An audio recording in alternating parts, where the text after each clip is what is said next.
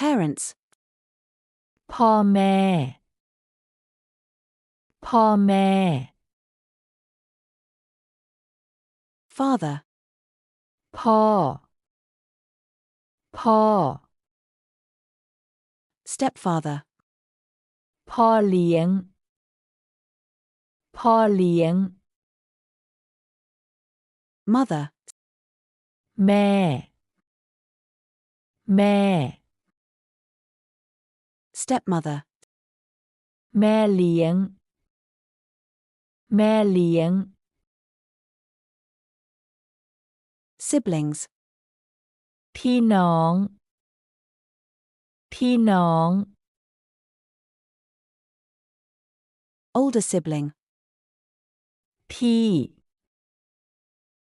พี่ Older brother.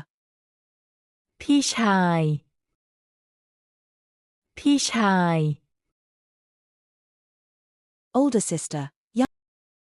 พี่สาว พี่สาว Younger sibling. น้อง น้อง Younger brother. น้องชาย น้องชาย Younger sister. น้องสาว น้องสาว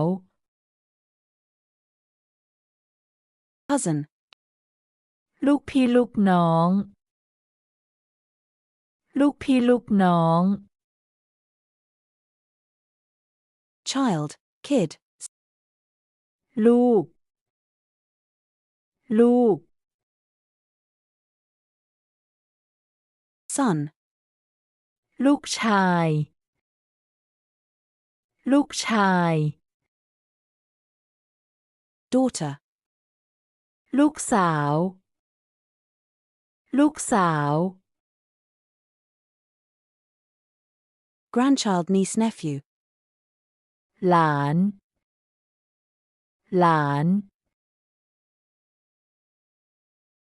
Grandson. Nephew. หลานชาย หลานชาย Granddaughter. Niece. หลานสาว หลานสาว Relatives. ญาติ ญาติ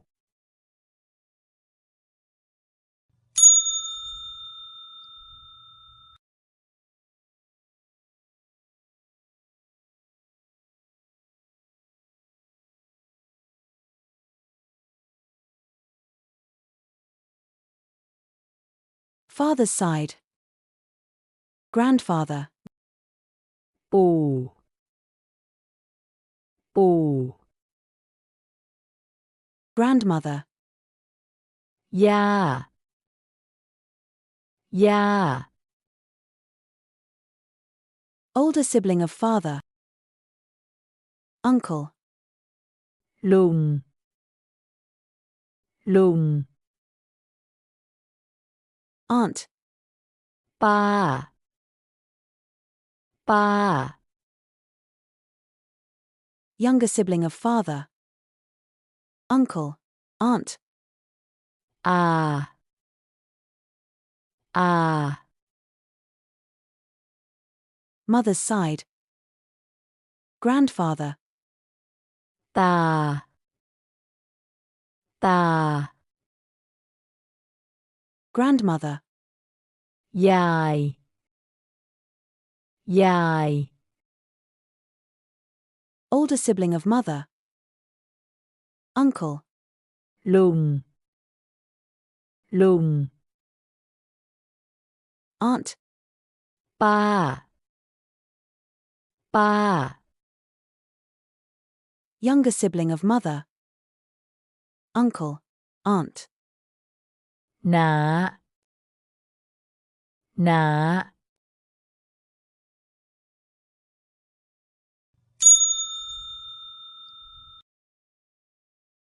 How many siblings do you have? คุณมีพี่น้องกี่คน คุณมีพี่น้องกี่คน I have 2 siblings. ฉันมีพี่น้อง2 คน ฉันมีพี่น้อง2 คน I have 2 younger brothers. ผมมีน้องชาย2 คน ผมมีน้องชาย2 คน I am an only child. ผมเป็นลูกคนเดียว ผมเป็นลูกคนเดียว Are you married? คุณแต่งงานหรือยัง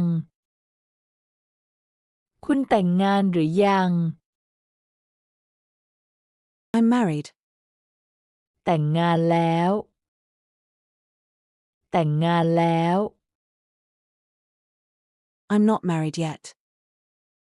ยังไม่แต่งงาน ยังไม่แต่งงาน I already have a partner. ฉันมีแฟนแล้ว ฉันมีแฟนแล้ว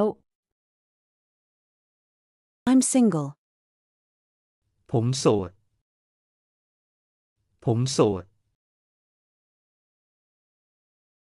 How many children do you have? คุณมีลูกกี่คน คุณมีลูกกี่คน I have 1 child. ผมมีลูก1 คน ผมมีลูก1 คน Do you have kids? คุณมีลูกไหม คุณมีลูกไหม I don't have children. ฉันไม่มีลูก ฉันไม่มีลูก I have 1 son. ผมมีลูกชาย1 คน ผมมีลูกชาย1 คน Who do you live with? คุณอยู่กับใคร คุณอยู่กับใคร I live with my family. ฉันอยู่กับครอบครัว ฉันอยู่กับครอบครัว I live alone. ฉันอยู่คนเดียว ฉันอยู่คนเดียว I live with my grandmother. ฉันอยู่กับยาย ฉันอยู่กับยาย What province do your parents live? พ่อแม่คุณอยู่จังหวัดอะไร พ่อแม่คุณอยู่จังหวัดอะไร